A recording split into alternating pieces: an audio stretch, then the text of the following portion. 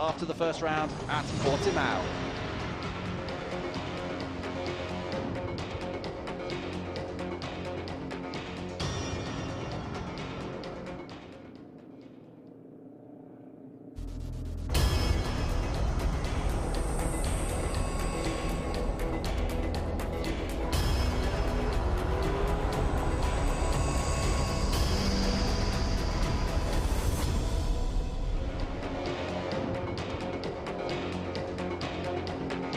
Opening round of the 2015 FIM CEV Repsol series. We've had a remarkable first encounter for Moto2, and now we move on. Next on the agenda is the Superbike European Championship, as it is now known, for 2015. We had some real drama last year with Kenny Noyes coming through to pick up his first title, having gone into the Valencia finale, only third in the standings, and there's some very interesting stats on that which we'll run through in a bit. There's the circuit then for you here on the Algarve, 4.5 kilometres, 2.8 miles, and it really is up, down, left, right, it's all over the place. It's a fantastic ribbon of tarmac here in the Algarve hillside. It's a little bit windy out there. There's a banner on the grandstand here outside the commentary box window, which is really fluttering away in the breeze. But the great news is the sun is shining, the rain is staying away, at least for now, because the forecast did not look good earlier in the weekend. And we now move on then to the Superbike class. Gregory Haynes and Luke Wilkins with you. Luke was in a fantastic Moto2 encounter. We won't give anything away, of course, in case anybody's not seen that first race. But they haven't got long to catch up, because there's another one coming up later for Moto2. And same with Superbike, 2 races here today. And I'm really excited to see the battle between Kenny Noyes and Carmelo Morales rejoined from last year. These guys have kind of been competitors for rather a long time, should we say. There's been some incidents, some crashes, and some contact at Catalonia we were looking at the other day, back in 2010. And I'm not going to say there's no love lost between them, but let's just say they rather like racing against each other, shall we say. And it's going to be incredibly exciting. These are the Lita Superbikes European Championship, as mentioned. The one class that really, I suppose, isn't so much of a feeder for MotoGP, where, for instance, Moto2 feeds through and Moto3 feeds through. But, trust me, you're going to see a lot of excitement in this race. Yeah, absolutely. And there are a few uncertainties in the field, but as you say, I think we have got a few fixed, shall we say, front runners who are expecting to be up there. But something we've been talking about running up to the weekend, of course, Luke, and since practice started on Friday, is lack of race simulation time because of the weather.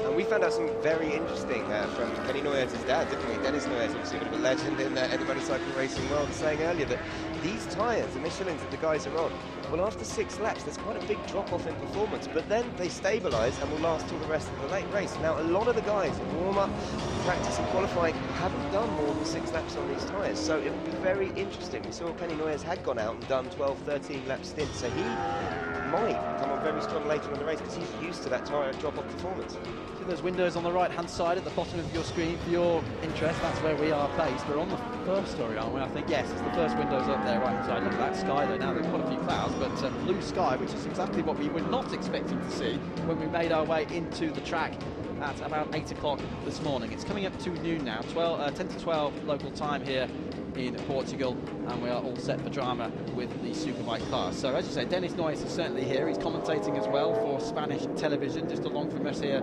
along the corridor, and some great facts, Luke, that Dennis has provided us with. He really is a real statistician when it comes to motorbike racing. Until last year, nobody had ever won the CEV Superbike standings title without scoring in the first race, which Kenny didn't do last year, and he didn't remind him, or without leading the standings heading into the last race, which Kenny didn't do either. So he really did make a bit of history last year. What I like about that is Dennis researched those facts and then decided not to tell Kenny because he knew it would put them off. So, but he told him afterwards and said, "Did you know that you know you've just broken these records?" No, the top guy, and I think it really is going to be a battle between these guys. But let's not rule out Axel Maurer, the French rider, and Ivan Silva, who's also got some pedigree in this class, hasn't he? And don't forget as well, within this class you have the privateers. There's actually no privateers competing here in Portugal this weekend, but there will be some later on in the season, depending on which track may be your closest. Don't forget, if you're interested in getting involved as a rider in this programme, go on to the website for the CEV,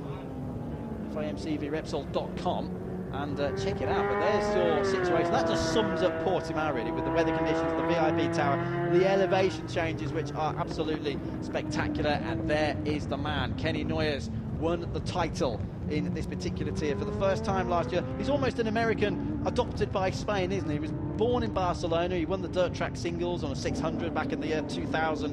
podium as well in the last 2 Super Prestigio races back in Barcelona. But more importantly for us right now, Luke, champion on the Kawasaki.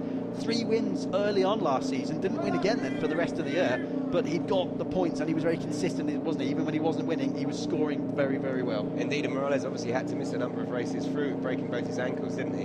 And also, big things to take into account this year is Morales has switched machinery. He's now on the new Yamaha R1, which, although it hasn't had a lot of development and testing time, a lot of people are saying it's a very handy piece of kit, and we're seeing it in British Superbikes. Josh Brooks, that tested Auckland Park the other day, smashed the lap record as he's starting to get used to it. So I think as the season wears on, that bike is going to be impressive. In terms of tyres here, as Luke's already mentioned, everybody on Michelin tyres here in the Superbike category. Moto2 this year switched from Michelin to Dunlop, but still Michelin, the French tyre supplier here in Superbike. Of course, big time for them in the world of motorcycle racing, isn't it? Supplying the MotoGP World Championship next year, and a few tests going on across the course of the season as we look to move into what is very much a new era for MotoGP next year in terms of electronics, and the new tyre supplier, of course, as well, as we say. What about Portimao then here in Portugal for Superbike in the CV? Well, Carmelo Morales destroyed everybody, quite frankly, last year. Pole position, won both races, fastest lap both times as well. It really was adios, wasn't it? He was well off in the distance. Well, it was the same 3 guys on the podium, wasn't it? Morales, Noyes and Silva in all 3 races, slightly swapped positions, you say, with Morales taking both of the wins. And I think we can probably expect to see those 3 doing battle at the front. Now, something to mention is Morales' actual pole time was a second quicker than Noyes in second place, but we do know Noyes wasn't putting on fresh rubber, as we said. He was going out on older tyres, doing more of a Tito Rabat style of qualifying, where you go out, you get your race settings set up. So I think he's focusing on the race where Morales was looking at 1 lap pace. So it should be so interesting when the lights go out. It will be very, very interesting, though, won't it? As you mentioned with the tyres, we're sort of, well, we are very much venturing into the unknown, aren't we? After we get past, how many laps would you say? 6, 8 laps in the race? I'd say between 6 and 8. That's what they're saying, that the performance will start to drop off. And it's quite a sharp drop, but as I say, it levels out. It never really you're not going to lose complete traction. So you'll see him start to side, start to slip the back tyre. They'll start to take more exaggerated lines, I should imagine, as they try and control the bike, but it will still be there at the end of the race. They'll still have some grip. Now, interestingly enough, in this race, we're talking about also Moto2 and Moto3 being feeder series for young talent coming through.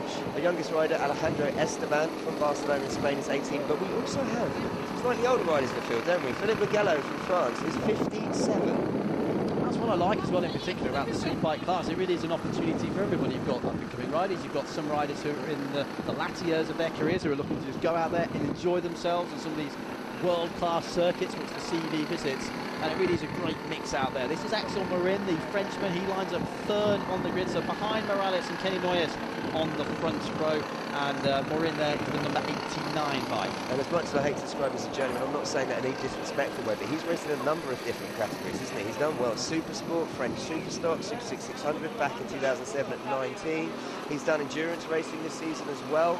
And he's obviously a guy that's quick on pretty much any bike you put him on, but he just hasn't had the consistency to come in any of the big championships yet. So we could be seeing 27-year-old Frenchman here really starting to up his game. Yeah, watch out for him, then Axel Marin, jack of all trades by the sounds of it. This is Ivan Silva, then the number 22, very familiar name if you're a MotoGP fan. Of course, he rode some races for Avintia a few years back at the end of the 2012 season. I remember him riding there as well in Valencia. Champion, actually, in this particular category back in 2011. So a few of them out there. Morales is a 3-time champion. Noyes, reigning champion. Silva, champion of 2011. And this is Robertino Pietri, the Venezuelan, who lines up 5th.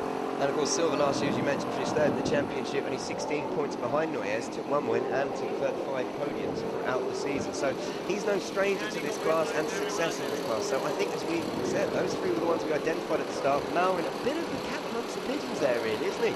But it will be interesting to see how these guys get off the line. This is Danny Ribas, completes that 2nd row on the BMW. He's from the town of Moanha in Galicia. So if you follow the Portuguese border up the Atlantic coast, put a pin in the map, you're probably putting it straight through the town hall of Moanha in Galicia, just on the very southerly, well, this is not the coast of Spain, it is the coast, but it's the border with Portugal. I've finally got my geography in there, but yeah, P6 on the BMW last year, finished 2nd 2 times, so, or twice I should say, so watch out for him. That's Ribas, who starts 6th. And he's starting ahead of Adrian Bonastra on the boxmotos.com Easy Race Superbike team on the BMW.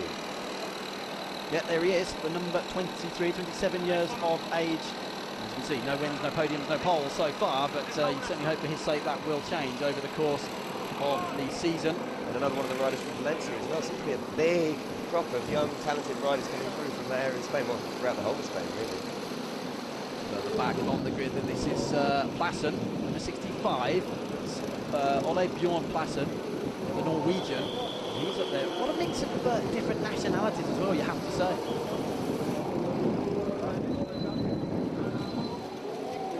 There is a huge mix of nationalities. As you mentioned, we've got guys from Finland, Venezuela, France, Great Britain.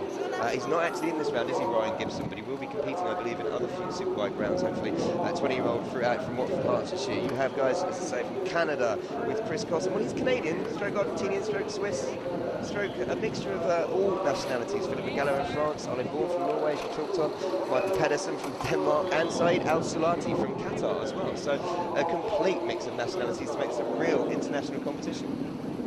Absolutely. So Morales lining up on the front of the grid. Fantastic weather here then now at Portimao. Quick run through of the grid then for round one, race one of 2011 in the Superbike class. Morales on pole position. Then it's Noyes from Marin. That's a very, very interesting front row. 3 different nationalities as well. Silva Pietri from Venezuela is 5th from Danny Ribas. Then it's Bonastre, Plassen from Norway, and Jonathan Hart there, the Frenchman, completing the 3rd row.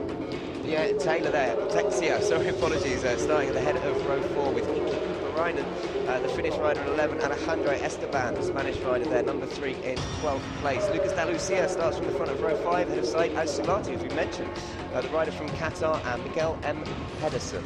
Chris Cotton, the Canadian, Swiss-Argentinian mix of a rider there to start from the head of row 6. Ricardo Lopez on row 7 with Raul Martinez and Juan Alonso with Philippe Legallo, the 57-year-old Frenchman. At the back of the grid, starting from row 8. Almost seems like a small grid, doesn't it, in comparison with Moto 2, and certainly in comparison with Moto 3. 22 of them on the grid here. And as we were saying earlier on, there's the mix in the field of Superbike runners, let's say, and the privateers as well. It's a bit like in Moto 2, you have the stock 600 riders and then the overall class riders as well. 17 laps ahead of us. We're 3 minutes away from the start time of 12 noon here in Portugal. And as I mentioned, Morales was over a second faster than Axel Maurin in 3rd, well, just under a second, I should say, starting from 3rd. Noyes, the only rider to get within kind of 3/10 of the pole sitter. But I think tyre life is going to play a big part in this race. In fact, they haven't been out really in hot conditions like this, and it will affect the tyre differently. We might see the tyres starting to drop off earlier, who knows? It's really, really difficult to call this one. I mean, we can expect the likes of, as we've already said, Morales, Noyes, Marin to be up there, but yes, we don't know, do we? Somebody might push too hard or be battling with somebody. Tyres might go off and then start dropping back. Somebody else could hang back and then cut forward at the end. Combine those two factors, you never really know what's going to happen, but you certainly have got to look for the likes of Morales and Noyes, certainly, to be challenging at the front here. Good to see a few handshakes going on there, up and down the grid. They'll get the board going up any second now for number 1. Great stuff, isn't it, to see Kenny Noyes 30 seconds away from the warm-up lap, carrying that famed number 1 for 2015. There were some doubts, actually, for a while, a few weeks before the season began, as to whether Kenny Noyes would be continuing in the series this year. Great to see that he is, and it's great news for America as well, with Moto America, of course, having kicked off in Austin, Texas, just 2 weeks ago. And so the riders set off on their warm-up lap. You can see Morales wheeling that Yamaha R1 down the straight there, just trying to get some warmth in the back tyre, I should imagine. And the riders obviously just peeling around, getting used to conditions. It's been the first time they've seen the track in this light, because when they had, I know they were doing some practice here, some testing here, weren't they, a week ago? Yep. Conditions weren't as good as this, I don't believe. So this is really kind of stepping into the unknown for a lot of these riders. Yeah, conditions were by no means as good as this. There's been a lot of rain in the area recently. As I said earlier, it's a bit like being back home in England. It's not just rain and the sunshine, but I mean, it's great in terms of scenery. It's very green around here. It's a beautiful place to be, but yes, very, very changeable indeed. It's Morales' 16th pole position, by the way, in the Superbike category here. And just looking around the track, we've gone through 3 and 4. This is the hairpin at turn 5. Expect drama here if the Moto 2 race is anything to go by. Then we climb uphill now through 6 towards the right-handers of 7 and 8. Here they are. And after turn 8, they drop down into the Craig Jones corner at turn 9 before once again climbing up the hill for 10 and 11. Look at that sky in the background as well. Look, it's still hazy. It's so strange. We're looking out of the commentary box at a clear, well, not a clear blue sky. There's a few clouds around in the vicinity. No, that's definite rain, isn't it? Yes, there is rain coming down over there, isn't there? Now, they said there was a 20% chance of rain for the Superbike warm-up race 1. What will be interesting is if we get rain at mid-race, because race direction will probably make a decision. It's rare in this class that you'll see riders come in to change their tyres because they'll be at such a disadvantage if race direction were then to stop the race, because they're all out there on dry tyres, obviously declared as a dry race. Yeah, and the key number in terms of laps is 9, because it's the 50% cut-off for the CEV in terms of if you get a problem. Look at that rain in the background, clearly. But it's a 17-lap race. 8.5 would be the actual 50% distance. They round that up here to what would be 9 laps. And we are now dead on noon local time. There's a rider with a problem there. He's got his hand up. Maybe with some technical issues. Yeah, let's hope he's able to keep going. Is it number 89? It's Axel Marin, if it is, you know. He's lining up on the front row of the grid. That would be disastrous for the Frenchman. One thing we should say is actually looking at how dry the track is now. This morning it was wet. We had rain this morning. There is a yellow flag down. Yeah, I was just going to say, Luke, they're waving the yellow flags there at the top of the start-finish straight. Very, very interesting indeed. There's the red flag. You can see how windy it is as well there from the marshals' trousers blowing around in the wind. And it's quite breezy. As you mentioned when we were coming into the track this morning, that could be good though if we do get rain. At least it'll blow those clouds over the track, and it would have then, of course, result in one of those famed localised showers that we seem to have so many of around here. So they're lining up on the grid. Morales then starting from pole position, and my recommendation is watch Silva from behind Morales from the front of the second row. I think he's going to try and maybe make a move into that first corner, because he will not want to get caught up too much behind the pack. He needs to be challenging at the front. I think if there is a bit of a battle for second, third place, you can see someone shoot off at the front again, because these guys, as I said, Morales, Noyes and Silva, all at very good pace.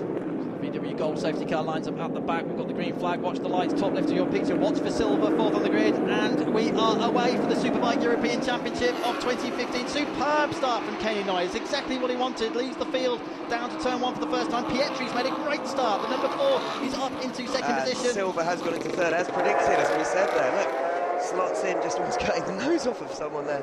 Yeah, great start. You have to because Silva wheeled off the wheelied off the line and dropped back, and Morales is up there as well, but has dropped back from pole to third, side by side into turn 2. That was very, very close then between the two teammates.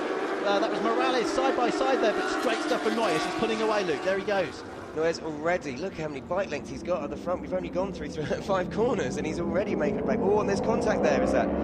Between the two teammates? If it wasn't contact, it very nearly was. It was Morales and Morales and the number 4 of Pietri, who made that great start. Did indeed almost touch as they came out of turn 5 for the first time. It's all dry for now, but Noyes is pulling away at the start of the race. Superb start for Noyes. He just found the sweet spot, didn't he, off the line? Exactly what we said, though. If people start getting a little caught up in battles, expect to see Noyes go, because he knows he's got good pace on these tyres. He knows that he can deal with it when the tyre wear starts to take effect. And excuse me, by the way, for calling Morales and Pietri teammates. I got confused with the bikes there, so forget that. It's completely rubbish. Pulling away then is Kenny Noyes at the front of the pack. Morales then, he's just got to regroup now, Luke, because he's made a slightly poor start from pole, bogged down, but kept it clean just about, apart from the moment at turn 5, and now he's fighting very hard. There is Morales, sat there in third place. Pietri's made that brilliant start from 5th on the grid. Silva did wheelie off the line, and Marin has dropped back slightly as well, but no jump starts. It's been officially declared. That's good news. Yeah, apologies. I mistook Silva for Pietri there off the line, because he'd had a great start just because I wanted him to, because I predicted it. But as you can see, Pietri there actually putting a move on Morales. Here we go, then over the line they're going to start the second lap. Morales is ahead as they cross the line. Noyes is pulling away. It's a 1.5 second lead already. Pietri on the brakes maybe coming into turn 1 here. And Morales has just kept him at bay, and behind there was a superb battle going on. Silva's dropped back, by the way. Silva, who started 4th, has dropped back to 6th position at the end of the first lap. Morales is released. And there's the battle going on for what are 5th and 6th positions in the race. It's Bonastre versus Silva. Silva cutting through. And a terrible start for Axel Malmö. We were saying there that he's 2.5 seconds behind, back to 7th place after just 1 lap. Yes, he is. He's got some fighting to do now from down there. But look at Silva on the white bike in the background. He's now trying to pass Danny Rivas. That's the fight going on for 4th place. Is the white bike ahead? Oh, he's run wide at the bottom of the screen. Now they're side by side up through turn 6. They're almost touching. Did he get ahead of him? Oh, it's very, very tight. That's exactly the problem you have, though, isn't it? When you drop back off the start, you have to fight through. You have to pull a few aggressive moves early on. If you don't, it's so easy to get held up by the field. And if you're 5 or 6 seconds back after a couple of laps, you're never going to make up the distance in front runner. over the crest, down to the left-hander at the Craig Jones corner, named after the very, very talented British rider who so tragically lost his life at Brands Hatch back in 2008. This is the Portimao corner now. They plunge down towards the left-handers. Look at Noyes pulling away, but now Morales is released in second place. Are we going to see a classic ding-dong between these two seasoned campaigners? Morales is already starting to put the tractor beams on and hunt him down, and behind that you can see Pietri, and I think it's Rivas who's starting to challenge him, and that looks like it's going to be a very close battle because Pietri is dropping back into the grass, but Rivas rather rapidly, and also Bonastra has made a great start into fifth. Yeah, Pietri made the brilliant start, but as you say, it's looking to be a bit of a struggle now. Rivas is flying around. Bonastra, as you say, brilliant start up into fifth place. Silva's dropping back. Marin is dropping back. Bit of a mystery there. Plassen is still eighth. Then it's Texia, and Pedersen is completing the top 10 at the moment. Good start as well from Saeed Al Saiti from Qatar. Is up into 11th place, and there's the fight side by side for third. Rivas versus Pietri, and for now, Pietri keeps him at bay. And Noyes has got a 1.1 second lead over Morales, but Morales did do his personal best on that lap, taking 3/10 off Noyes at the front. So I think, as you say, we are going to see a battle between these two. Yeah, overall best of the race, a 47.5 for Morales, so fastest lap of the race so far as we move into lap 3 of 17 here in Portugal, and yeah, 1.1, that's what 1.1 seconds looks like at the front. Then it's 1.5 back to Pietri there, the number 4 in third position. Rivas is right up behind him. Then it's Bonastre in fifth place, and let's see what Silva can do as well. He dropped back, didn't he, earlier on and made some mistakes, but Silva needs to cut back through now cleanly though if he can. There's no point passing people and running out wide. And has he made another mistake? Silva's dropped another one, unbelievable. He's now behind Marin as well by the looks of things, down to 7th. What about the weather, Luke? Because the sun is shining, but there is rain in the vicinity. There is definitely big rain clouds on the horizon. Now, hopefully they will just go overhead and avoid it, as we say, because you can get very localised showers here. What would be a disaster if obviously we had a bit of rain on just 1 or 2 corners of the track and the rest of it was dry. That would make it very interesting and not great for the riders. But look at Morales closing on Noyes. That gap, wow. He has closed that visually now. That looks about half a second, if that. This is the man who's 3 times a Superbike champion in this class in the CB. Carmelo Morales had a horrible crash in the Moto2 Grand Prix at Catalunya back in 2010. Had another bad crash in Catalunya last year, broke both of his ankles, missed the whole of the Albacete round, came back, still only just missed out on the title to Kenny Noyes, and he's closing right in now. It was 1.1 seconds at the start of the lap. They crossed the line. He's taken half a second out of him. It's down to 6/10. And behind them, Rob Pietri is another 3 seconds back. So between them, they have gapped the rest of the field by 3 seconds. It's not bad. We said these guys could go off. Silva there, just taking Bonastra by the looks of it. But Silva, a bit disappointed. I thought he'd be up there with battling for the lead. He's taken 4th. Can he now close in on Pietri then? So he's moved ahead of Rivas, hasn't he? And up into that 4th place. So watch out for Ilvan Silva. Further back, Bonastre has obviously dropped him on that lap to Silva. Marin is 7th from Plassen Texia. And Kuparinen now, Iki Kuparinen, the Finnish rider from Turku on the southwest coast of Finland, is up into the top 10, and somebody's run straight on down at the turn 5 hairpin. That's one of the front runners, you know, running out wide and rejoining. Was that Rivas again? I think that is Rivas, yeah, I'm pretty sure that was. So a couple of mistakes from the young runner there, and it's, well, it's a complete shame, the 27-year-old from Spain, because he was doing so well. There you go. What was all that about? He was right up behind Pietri. He sort of had a half-hearted dive at the inside. Exactly what he's... Sorry, Silva it is then, who's run wide. Exactly what we said, though. He did not want to be doing, because he's gone up the inside and got it completely wrong. So taking to the runoff area, at least he's got going, I suppose, but a nightmare situation there for Silva. The gap at the front. It was 6/10 as they started the lap. It's going to be less than that because it was another fastest lap for Morales. There is Pietri in 3rd place. He's just keeping Rivas at bay for the time being. Don't know how long we'll be able to do it for, though. Rivas definitely seems to be getting back on it. But great ride so far from Pietri, to say the Venezuelan. You know, had a great start, and he's looking good. If he can keep the gap between Rivas, maybe for a podium here. But Morales, well, I'm really interested to see what this gap is going to be now as they cross the start-finish line. Come past our window, it's gone up, you know, it's gone up to 8/10 of a second, so 2/10 there. It's Noyes just controlling the pace at the front. What's going to happen with the tyres, though? We're on lap 5 of 17. We're coming up to that sort of point we talked about, aren't we? Well, obviously, I think seeing some performance drop from that tyre, some grip, and this will be interesting, because this is where we know Kenny has spent time working on slightly warm tyres, so he should be able to keep quite a good pace, even when his tyres go off. You'll see he was 2/10 quicker there on that lap than Morales. Morales, the gap's got on the speed. Pietri's still in a very strong third place, but look at that, almost 5 seconds behind the leader. Rivas is 4th, then it's Morin and Bonastre. Silva has rejoined, as we saw, but is down now in 9th position, so that's really bad news for Silva, who started 4th in the race. You're seeing 13th position not being registered. That's because there's so many battles going on further back in the pack. We'll update you with the order when they next come through, because there's a lot of changes going on towards the bottom of the top 15. So here we see Morales as we start to look at this gap of leaders. Now, this will be really interesting again to see on this lap. Maybe Noyes just decided to put in a hot lap. Maybe he was just, you know, going through his rhythm, and then he got the pit bull signal to say Morales was in pretty much half a second, so he may have just put the hammer down. But that Yamaha, well, we're hearing is an incredible piece of kit on track. It's got a brilliant natural chassis, so it'll be very interesting to see how Morales can make it perform. And again, he seems to be closing the gap almost visually in this lap. It's a real roller coaster at the front. What's happening in the privateers race? Well, it's Ole Bjorn Plarsen up there at the moment in 7th place overall and leading the way for the privateers. He's battling hard though. He's only a second ahead of Pierre Texier, so good battle going on there between the Norwegian and the French riders. Then it's Silva, so he'll probably be passing them soon, because he's obviously dropped back and fighting his way back up through the field. What's going to happen though with the tyres? I know we keep going on about it, but it's a crucial moment. We are now really venturing into the unknown. 8 tenths between these two at the front of the race. So that gap's staying kind of around the same margin. In fact, those guys are the only 2 riders on the last lap to lap in 147. Heading to there, 148.0 is where everyone else is lapping in, well, at least 148.6, which you can see Axel Marin starting to recover there actually in 5th. Coming back, the Frenchman. Yeah, Silva recovering as well. He has passed Texier, so he splits Plarsen and Texier, who are the leading privateers. So soon it's going to be the 7 Superbike class riders up there at the front again, and the privateers battling all the way down towards the back of the field. What is happening outside the top 10? Jonathan Hart is 11th at the moment. Lucas Delathia, the number 18, is right up there. That's the Barcelona rider, the 20-year-old in 12th.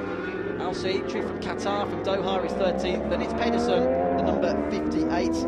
That's another rider representing Scandinavia. He's from Denmark. And Chris Cotton is up there in the points at the moment. That's good news. Then Lucas passed Alejandro Esteban, and Chris Cotton up into 15th place. Very interesting background though. He's a very international boy, is Chris Cotton. As you say, 30-year-old from Canada, born in Argentina, went to school and studied in Switzerland, has Canadian origins. I think he can pretty much choose his passport, really. He can pick and choose, but he is Canadian. That's what he's registered as racing for. And yeah, you know, it's great to see him with the JEG Racing SOU Kawasaki team back up there in the points.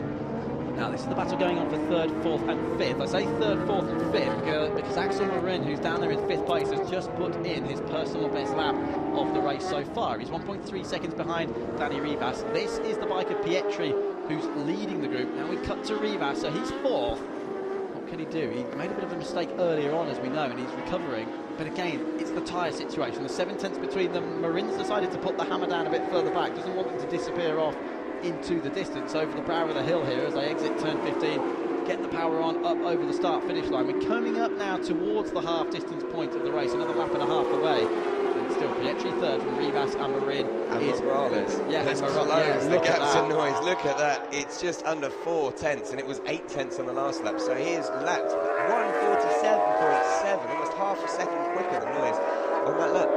Well, there were a few question marks, weren't there, about those behind who would be challenging, but we knew that it would be Noyes and Morales certainly up there battling for victory here in Portugal today. Morales dominated proceedings here last year. Here they are, and Noyes slightly wide actually this time. A really instinctive line, it must be said, down to the left-hander at turn 5. We're coming up to the half distance point. It's exactly around that time we mentioned we might start to get some interesting dynamics with the tyres, and Morales is now homing right in on Kenny Noyes. And I think Morales fancies this. I think he's made up that time, and he's going to start looking now to see where Noyes is stronger than him on some corners, in the areas where he's quicker through the corners. And I think he'll be trying, give it another couple of tenths to start weighing up the move to take the lead. And this could get very interesting, as we know these two have clashed many times in the past, and someone always seems to come off worse. Absolutely, it was Morales who came off worse last year, wasn't it, in Barcelona? Broke both of his ankles, missed a few races because of that, but just, you know, it put it into perspective, Luke, the fact that he was able to return to the series and he still only missed 3 races, yeah. Only missed, and still only missed out by 15 points at the end of the season. So those are your laps last time round, and did you see them? It was a 48.2 for Noyes, a 47.7 for Morales. That is the half second we talked about. Just 3 tenths, just under 4 tenths actually, as they crossed the line. Now they're pretty much level pegging out of that last corner over the brow of the hill. Let's see what the gap is this time. A little bit, yeah. It does visually, you can tell there, but it's interesting to see where. As I say, I thought Morales would be having a look at Noyes, but maybe Noyes getting the message from his team on the pit board and just saying, look, if you have got anything reserved, give it some now. I imagine Dennis will be getting quite excited, saying to him, right, yeah, time to put the hammer down, son. Dennis Noyes 15 times a podium finisher in this category. Morales has taken more than anybody else. Of course, he's been around for a long time now, but 47 podiums to Morales' names. He'll be coming up to the magic half century very soon this season. And these two riders 7.5 seconds effectively ahead of the rest of the field, really, as you say, Pietri and then Rivas. And a real battle there between Wale, Bjorn and Silva. He's closed that gap to just 0.02 of a second. You have to imagine he'll be clearing him quite easily, but will he be able to keep it on the road? That's been the problem for Silva, hasn't it, so far today? He's obviously got pace. He just, as you say, I think he dropped back at the start and he's just panicked a little bit too much, run wide a couple of times, which is a shame because the lap times he's putting in, they show that he could be up there battling. Interesting stuff there, Luke, as you point out, because that actually means, you know, that Parson has moved up because Bonastre has lost 2 positions. Adrian Bonastre from Spain has dropped down from 6th to 8th on the last lap. Parson, the leading privateer, is now up there in the top 6 of the overall race. So as we say, it's Parson 6th, then it's Silva, then it's Bonastre. That's 6th, 7th and 8th. Further back in the pack, but just look at these two at the front. Another record for Morales is that he's won more races in this tier than anybody else. 23 victories so far to Noyes 6, but of course Noyes has been doing a few different things over the last few years. Morales has been in this category for a long time now. And it is very interesting to see the different approaches they have. You're right, Noyes much more wider sweeping approaches to the corner. I'm not sure if that's down to the tyres, but at the moment Morales seems to be able to stand the bike up just a little bit tighter. Having said that, he then lays down a nice Blackwater line coming out of the corner onto the straight. What's the gap now? Down to under 3/10, so this is becoming a bit of a ding-dong. There's not going to be an opportunity for him to pass on this lap, I don't think, but if he can eat another 2/10 into that, he's going to fancy his chances on breaking. Oh, here is very close. Yeah, that's a 9-second gap back to 3rd position with Robertino Pietri from Italy. Danny Rivas, as you say, right behind him. Then it's Marin. Silva is 6th. Parson is still 7th. You're watching the battle down the start-finish straight here, going on between Texia and Kuparinen, the Finnish rider. This is for 9th and 10th places. Kuparinen was the 2nd highest placed privateer rider last year, and he's right up there now. This is the battle going on for 9th in the race. So you've got 2 privateers here. They're battling for 2nd and 3rd in their class. Tremendous scrap, and that's what's great about this track as well, the flowing nature. It allows you to follow somebody through the corners and then set up a move later on in the lap. Yeah, I mean, it's one of the most spectacular tracks it's going to be said, I think, modern tracks around the world, especially as we mentioned with the incredible elevation changes. And as we've seen by the variations in people's times, it shows that, you know, with the tyre degradation, the whole race, people are going to be improving on their pace. They're going to be losing a little bit. I mean, if we look at the times compared to the fastest lap from last year, in Superbike Race 1, it was Morales with a 1:45.459. So we're almost 3 seconds off that, or 2 seconds off that pace, over in fact. Oh, what a big moment there, coming down the hill out of turn 11. This is the left-hander of 12. This is the battle for 3rd overall in the race. It's Pietri, number 4, from the number 7 there, Danny Rivas. They started relatively close to each other on the grid, it must be said, 5th and 6th. Pietri was 5th, Rivas was 6th. They started on that 2nd row, so they had a strong start to the race. It must be said they've taken advantage of some of the areas, but you've got to be in it to win it, haven't you? And they haven't fallen off the road, others have. It's really interesting, actually, because you'd think, looking at these pictures, that Rivas would be about to make a move on Pietri, but that gap's kind of remained constant, isn't it? He's been a couple of tenths back. It's, you know, at the moment, they just seem to be lapping a good time. They're not making a dent, really, against the leaders, though, who have cleared off by such a, it's almost 10 seconds now.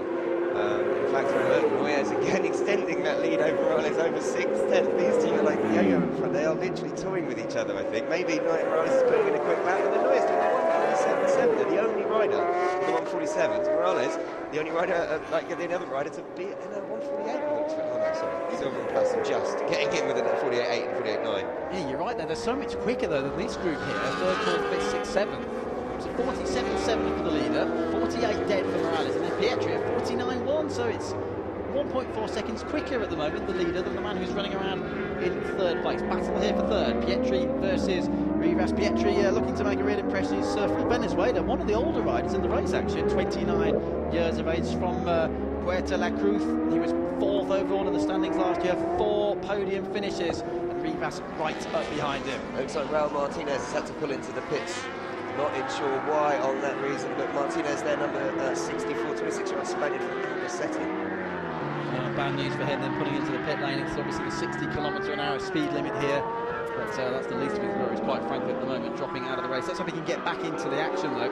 This is the fight still going on. Rivas is certainly no slouch. He finished 6th overall in the championship last year, did Danny Rivas, the second of these two riders. He was on the BMW last year, as he is this year.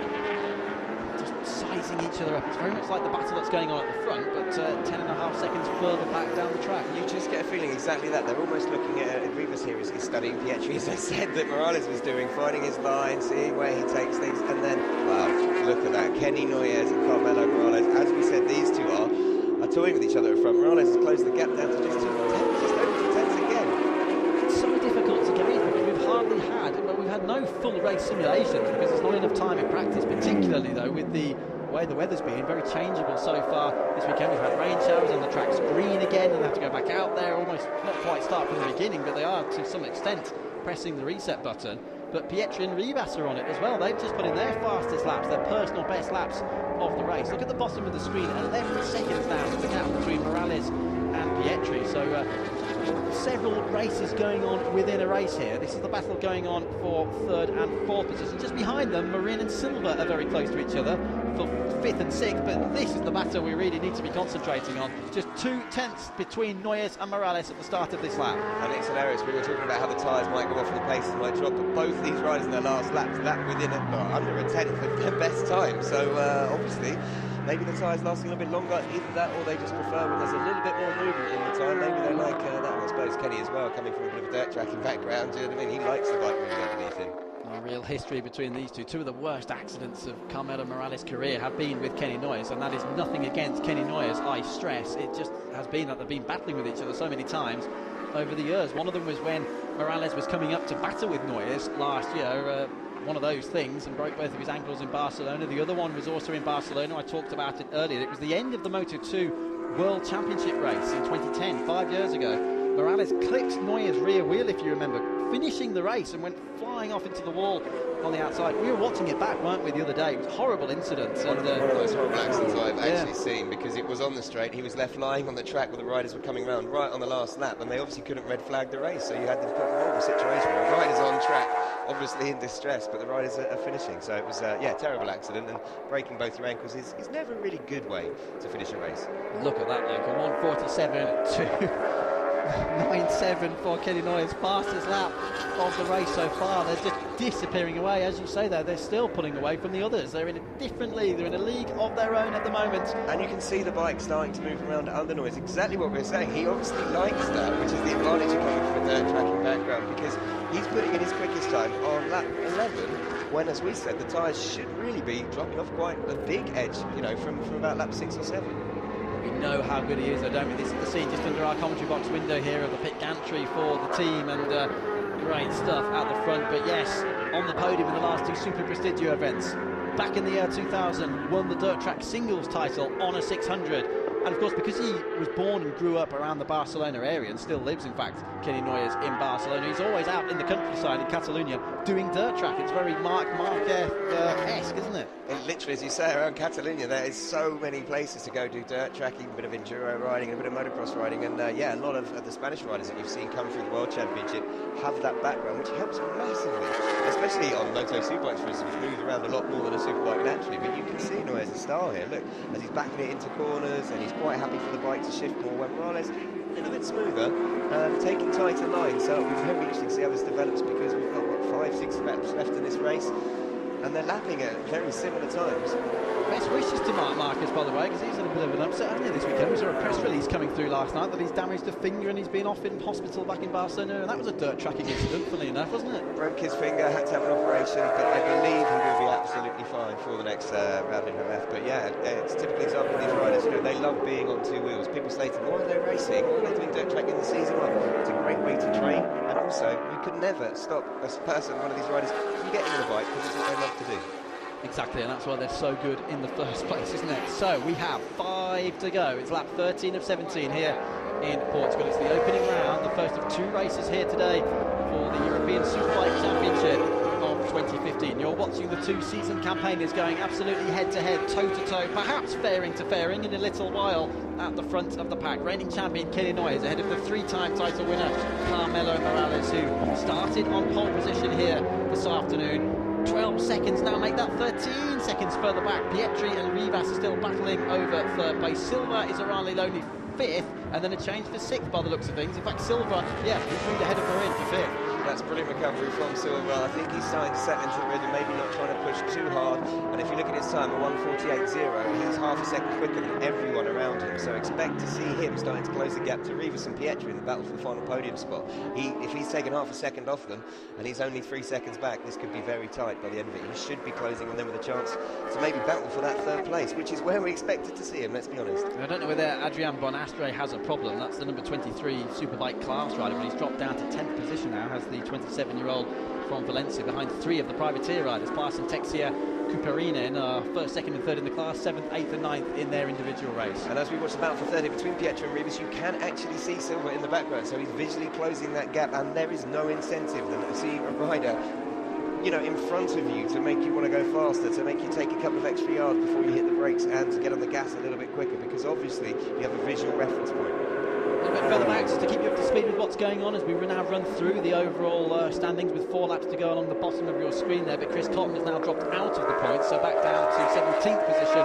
Alciati is still up there, Alciti I should say, I beg your pardon, up in that 15th position, so it may be a point going back to Doha. And look at this, the leaders for the first time, side by side, and Morales, is he through? Yes, he is. Noyes obviously running wide there, maybe having problems under braking, getting the bike stopped, but he just couldn't seem to tuck it into the apex. And as you say, Morales coming from quite a way back to take the lead. Oh, it's really game on now. We have only 4 laps to go. Morales moves ahead of Noyes. Here's a replay. Talk us through it, Luke. Yeah, just couldn't get it stopped, as you say. He takes the wider line as it is, and he had to cut back in and found the Yamaha R1 of Morales right there on the apex. So great move, clean from Morales. Noyes, as you say, just taking a different line. Couldn't quite get the bike brakes. Again, see it spraying under him. That's not a lot of fun when you're riding, let's put it that way. And you have to say, the utmost respect for each other there, because they could have bumped into each other. There's no point doing that, there is. They saw each other, they knew what was going on. Noyes knew he'd made the mistake. Morales is through, and that's what good racing's all about. But Morales has a wobble this time. Look at the different lines they are taking though, and I don't know if that's indicative of so much of their riding styles or the bikes or the situation they're tyre wear, but as you say, Noyes taking much bigger sweeping lines, a lot wider on the apex, on the exit of the corner there. But what'll be interesting now is whether Morales can gap Noyes, or whether Noyes will settle into a rhythm, and as we said, riders love to do, see where he's fast, see where he's slow, and build a plan for that last lap battle. The brand new Yamaha is now leading the race by just over 2.5 tenths of a second. Noyes on the Kawasaki. Look at the gap just diminishing down the straight here. He's threatening, and then some. 3 to go here at Portimao. Don't forget the battle for third. I say don't forget the battle. We might have to actually, because the gap has increased now. Pietri pulling away from Rivas by a second, but these two battling so hard at the front, and Pietri actually now pulling away, puts in his best lap of the race. He'd actually done his fastest lap last lap, by 1:48.4, and he's done it again now. So he has responded to the attack from Silva and Rivas. Maybe he's getting good messages on his pit board, and he has. It looks like he's now, well, he's lapping 3 tenths quicker than the guys behind him. So yeah, it looks like Pietri might be trying to make that third final podium spot his own. But look at this, Noyes Morales. This, I'm a little bit.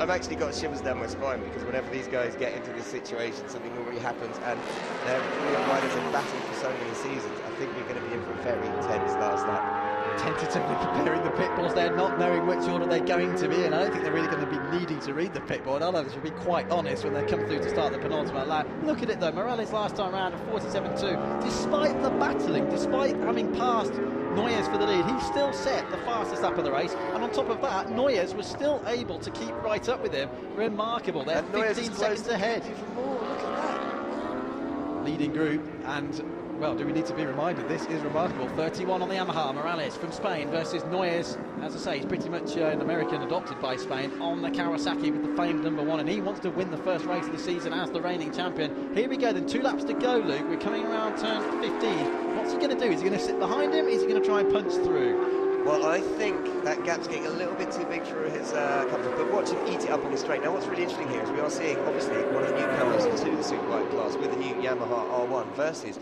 one of the most successful bikes of the last few years, the Kawasaki ZX-10. And he's through! But for how long is he through? Because Morales is back on the inside of 2. The utmost respect again. They're catching a back marker again, but wow, Morales for now just keeping Noyes at bay, but Noyes will now dive back up the inside of turn 3. Side by side. This is superb stuff. Morales has the advantage, but they need to bear in mind there's a back marker coming up. That could be decisive. really could be. And it was incredible to see the power that Kawasaki had on the straight. Look, Adam, look at that, under braking. Morales trying to get his knee out as far as he can to stop Noyes coming past. Noyes running a little bit wide. This is, it's going to be interesting coming out of that final corner, because obviously the finishing line isn't too far from turn 15. So I don't think that power of the Kawasaki, if Noyes is behind Morales, will be able to propel him in front of him. Now, I believe that's Philippe Le Gallo, the Frenchman, number 66, yes, well out of the way. Great stuff then from the 57-year-old, who's the oldest rider in the race. 1.5 laps to go, and these two absolutely hammer and tongs at the front. Now, the thing is, Noyes, he needs the run down the start-finish straight, but he's got to get it stopped when they get to turn 1. He couldn't do it last time. This is it's a classic example of a smooth rider with good cornering speed, and Kenny Noyes, as we're saying, more of a dirt tracking style with a hell of a lot of power, and he's just it's culminating into the perfect last lap, because these guys, I think, are gonna try a few moves on each other when we get into that final lap, which is obviously coming up. Morales at the moment seems comfortable though. Is it fair to say Noyes is trying some very unorthodox lines around this Portimao circuit at the moment? I think he's exploring the limits of the track's grip, let's say, but look how close he is here. Much more speed around the right hand of turn 15. Without a doubt, Kenny Noyes will be leading the race in just a few seconds from now. The question is, can Morales respond? Will Noyes be able to slow it down properly? They're also catching Alonso, the back markers, and they need to be careful with that. Noyes on the left, Morales on the right. Blue flags are out for the back markers. Now then, can Noyes get it stopped? We're on to the final lap of this first Superbike race of the CEV season. They are side by side, and he's made it stick this time. He actually almost made Morales run a little bit wide, but I think it was Morales' fault. He kind of stayed wide, if you know what I mean, instead of trying to cut back inside him, and ended up getting a little bit hung out to dry there. And with the back marker, very well done for the back marker, get out of the way there, because that wasn't easy. Those guys are actually really battling for position. But yeah, Noyes, look, he's put 4 or 5 bike lengths between him and Morales now. Maybe he was waiting to call the pin on the final lap. The back marker must have been terrified, but there's Noyes. Well, you know what? I thought he was going to do what he did earlier on there when he made the mistake. But he almost shut it off on the apex of the corner, kept Morales at bay. We know the Kawasaki has a very good top speed, don't we, down the start-finish straight, but what's Morales going to do before they get there? Watching on down there. Well, I wouldn't celebrate too soon, guys, because they're still half a lap away, and look how close they are around through the Craig Jones corner.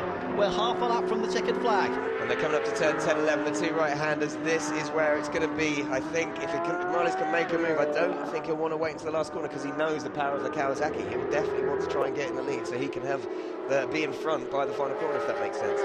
This is exactly what we were expecting, wasn't it, in the 2015 season? These two, first and second in the championship last year, in the order they're running now, but don't forget they started the other way around. Morales was on pole here, Noyes started second on the grid. Well, you're not going to get through Carmelo at turn 14, he's going to have to follow him all the way around 15. This could be a drag race to the line, he's right up behind him. If he doesn't jam it up the inside here, I think Noyes should have the drag to the line with the power of that Kawasaki ZX-10. We should see it. Oh, look at the back tyre squeaking out of Morales there, almost losing it, having a high side. Out of the final corner they come. There's the finish line. It's very, very early down the start-finish straight, and it is the reigning champion, Kenny Noyes, who wins the first European Superbike race of the 2015 season. Morales just 1.5 tenths of a second behind. What a remarkable battle. Let's hope for more of that across the course of the campaign. And here comes Valentino Pietri to take the final podium spot. Great victory for him. Great ride from him, I should say, to finish ahead of Ivan Silva and Daniel Rivas and Oli Bjorn Plassen about to take the privateer win when we see him cross the line next. Great stuff for Pietri. First podium for him since Motorland, the second race there. Since Albacete, I should say, the second race there last year. We had 2 podiums at Albacete. Brilliant stuff. Superbike privateer is Plassen, number 65, who finishes 7th overall and takes the 25 points in the Superbike category. That was fantastic, wasn't it? What a great battle. What respect they gave, and they never once bumped into each other, did they? That was 2 riders at the top of their game who have a huge amount of respect for each other, and I'm glad because we got to see a great battle there. Noyes coming out on top. Morales, I think, will be a little bit disappointed, but considering that's his first race on the new bike, he should take a lot of positives from that. Absolutely, and this is something we were talking about with Dennis Noyes in the media centre yesterday. Valentino Rossi was saying this earlier this season: if you're not going to be winning, you've got to finish second, and that's exactly what we like to see. Thank you very much, guys, because that was a superb battle there between Noyes and Morales at the top of the race. Luke's now going to get his skates on and rush down to Parc Fermé to have a chat with the winner, Kenny Noyes, who does it yet again. What a great way to start the season. And let's just remind you of a little fact that Dennis told us yesterday. Until last year, nobody had ever won this title in the Superbike tier without scoring in the first race or without leading the standings when heading into the last race. Well, we don't know how things are going to be looking when we get to Valencia later in the year in November. 15th of November is the finale, but we certainly know that Kenny Noyes has done what he didn't do last year. Hasn't just scored in the first race, he's very much won it. 0.156 it was in the end. Pietri, as we say, on the podium. Silva, bit of a case of what might have been then, and the same goes for Rivas, who fought his way back up into 5th. Good recovery from Rivas. Of course, we were concentrating on the battle at the front, but Rivas was the man who was off down at the hairpin earlier on, took the long route around the outside, fought back to 5th, and it's Marin 6th. Will be slightly disappointed having started on the front row. Leading privateer is Plassen in 7th from Texia and Kuperinen, and Bonastre, don't know what happened there. He's not a privateer bike, but he dropped back behind 3 of them to finish 10th overall in the race. Wow, I think we just need to get our breath back there. Carmelo Morales, remarkable stuff. It could so easily have been the victory, and they were playing with each other, they were pulling away from the rest of the pack. Would you believe this? I know they were controlling things as well last year to some extent, but they were 17.5 seconds ahead of the rest of the field in the end. So it was not a 24th victory for Morales, who's the 3-time champion here of 2008, 2009 and 2012, but it is certainly a very solid second place. This turned out then to be the race-winning move. It was on the last lap up into turn 1. There was no point in Morales hanging around the outside of 2. The back marker doing an absolutely superb job there to move out of the way. That could have really changed things had he not seen them. And I have to say all credit to the Portimao marshals as well, who got the blue flags out in exactly the right places to warn the back markers of that remarkable battle. The race was not spoiled at the front. They came through to take a remarkable 1-2 to the 2 rivals of last year.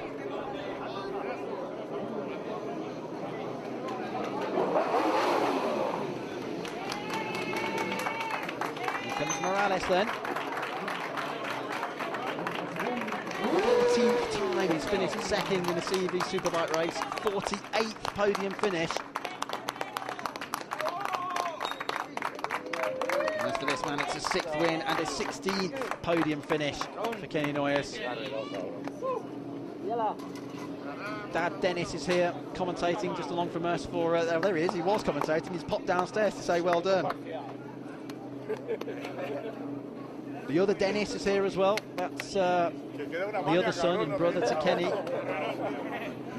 Brilliant stuff. Reigning champion takes the victory then. So it's Kenny Noyes who leads the way for the first race in the Superbike European Championship. Only 1 of 11 though, so a long way to go. Noyes from Morales, what a great start to the season. Pietri up there on the podium for the 4th time. Silva and Rivas completing the top 5. Marin drops down to 6th from the front row of the grid, and the leading privateer, as you can see from the P's there between the number and the make of bike, is Plassen from Norway in 7th place. And it was Texia and Kuperinen. Bonastre, a bit of a mystery, dropped down to 10th place, so perhaps tyre struggles.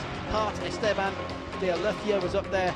Then Denmark represented with Pedersen finishing 14th, and Chris Cotton did get back into the points in the late stages of the race. As you can see, the Qatar rider, Al Salati, dropped down from 15th to 17th. So Chris Cotton, the Canadian, born in Argentina, grew up in Switzerland, finishes 15th and picks up the first point. And as Luke mentioned earlier, Martinez pulled into the pits and retired. Down then to Luke now in Parc Fermé with the winner, Kenny Noyes.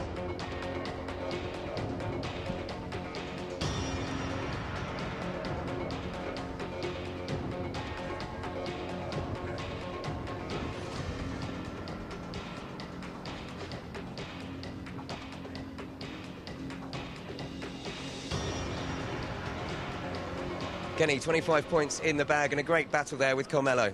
Yeah, it was awesome. This was my last track last year, and I worked really hard in practice. The team worked really hard to get a good bike and get a good setup around this place. It's really tricky, and we knew Carmelo would be strong, and my idea was to do exactly that. Get the whole shot, make him work for it, and then if he passed me, try to get him back. It was a little sketchy down there at the end. There was a lapped rider, and I wasn't sure how that was going to turn out, but he was real respectful, got out of the way, and it was an awesome race with Carmelo. I think we got another one coming up. En español. Yeah. Este circuito era mi circuito más complicado el año pasado, me costó muchísimo y hemos trabajado muy duro, tanto Kawasaki como Michelin como el equipo, para tener una buena moto aquí, para estar competitivos. Y bueno, sabía que Carmelo iba a ser el rival a batir y mi objetivo era justo lo que ha pasado en carrera, ¿no? Salir fuerte, hacerle a él trabajar, intentar llegar al final de carrera con posibilidades y luego ya pues jugárnoslo al final. Thank you so much, Kenny. Good luck for race 2. Thanks, Kenny. Thanks, Luke. Down in Parc Fermé there. Superb stuff, and he did have a struggle here last year. He's qualified 5th on the grid, did have 2 podium finishes, but Morales absolutely walked away from everybody else, and that's what set us up for such a great finale in Valencia just 1 week later last year. Let's have a look back then at the best moments, the highlights of race 1 for the European Superbike Championship of 2015 here at Portimao in Portugal. The lights were out, we were away, and it was Morales from pole on the right-hand side. Noyes in the middle of the picture had a fantastic start, whereas others struggled further back in the pack. They began to pull away, and they would finish 17.5 seconds ahead of the rest of the field. Look at the gap though on the opening lap. It was a good second or so, 1.5 seconds between Noyes and Morales, but once Morales fought back to second place from a bad start, he reeled Noyes in and sat behind him for a long time. Superb battles going on further back with the likes of Pietri, Silva and Rivas, but of course it was Rivas who'd run wide at the hairpin and had to fight back. This, though, quite rightly, was the battle we were focusing on at the front of the race. First it was this, down at turn 5. Noyes made an error, ran wide. They really did respect each other in that one. No contact at all through the whole race. Morales was through. The battle raged and raged. And this was the race-winning overtake down at turn 1. Morales thought about coming back through on the... No, I apologise. This is the previous lap when Morales did come back through. And this was the race-winning overtake on the final lap of the race. As Kenny said himself, and as we pointed out, there were back markers all over the place. They did a brilliant job to stay out of the way. Kenny Noyes was through. It was a 1.5 gap over the line. That's another important factor here. The fact the finish line is very early down the very long start to finish straight, and it is victory in the first race of the season for the reigning CEV Superbike champion.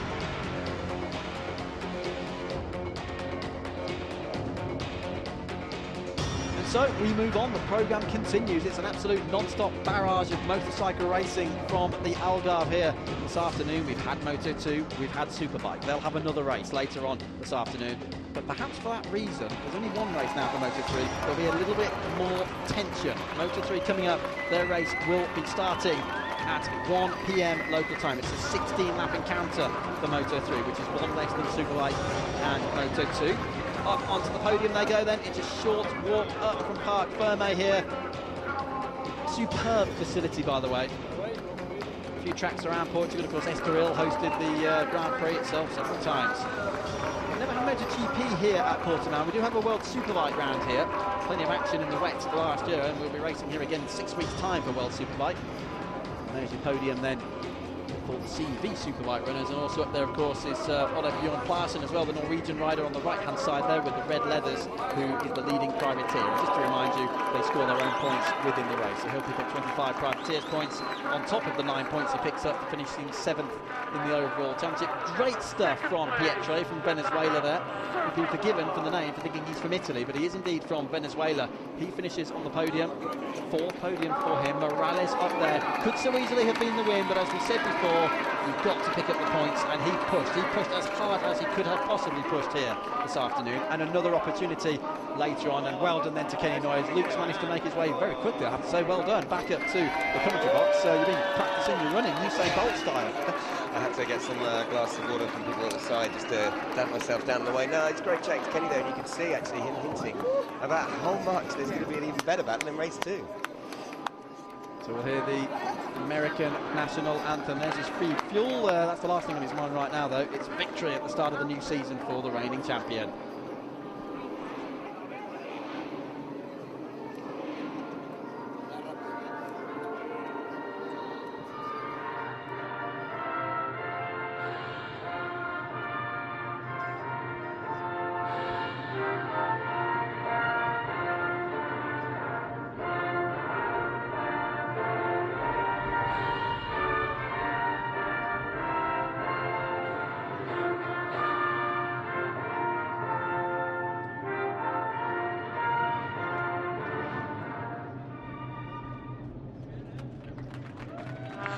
Kenny Noyes then taking the first victory of the 2015 European Superbike champion. You can see how much it meant to him. A big, big smile and a lovely kind of rolling burnout down in their Parc Fermé area as he was coming to take the podium. Morales, well, I think, you know, he was a very, very sportsmanlike afterwards, but you can see in his face he'll be wanting to do more in race 2. But I think he should take a lot of positives, as I said, from the first race, really, for the new Yamaha R1 that he's on. And he was in the Kawasaki last year. To be that competitive, let's just see what the rest of the field can do. As you say, 17 seconds backwards, Petri. Yeah, that's what's slightly worrying, isn't it, really, for everybody else? They really were in a league of their own here at Portimao. Morales went very well here last year, and Noyes, as I said in the interview with you, has raised this game. Here's the standings there. Kenny Noyes 25 points, obviously with the race win, ahead of his arch rival, Carmelo Morales, and that is round 1 for him. Pietri in third, sorry. Silva recovering for 4th, takes 13, and Rivas with 11th. And Axel Maurin, who started on the front row, finishing in 6th. Very creditable ride from the Frenchman to take 10 championship points. Well, I hope you're enjoying the coverage so far here today. Gregory Haynes and Luke Wilkins with you here in the commentary box. We have just a few seconds to go, then we'll begin the coverage for the Moto3 Junior World Championship. We're very, very much looking forward to that one. And we've still got, don't forget, another race for these guys in Superbikes. We'll just run you through the rest of the standings, and then Moto2 later on. Moto2 will be first, and then it will be the Superbike riders. Only the one retirement there, Raul Martinez, the Spaniard at the back of the field, pulled into the pit lane as Luke spotted on the timing screen earlier on in the Superbike race. So 21 finishers, 2 of them in the end were a lap down, as we saw from the... Sorry, 3 of them, I apologise, were a lap down. It was Lagalo, Alonso and Mateus were a lap down. So, there's the scene over Portimao. Stand by for action, because we're about to move on to the first race in the newly named Moto3 Junior World Championship.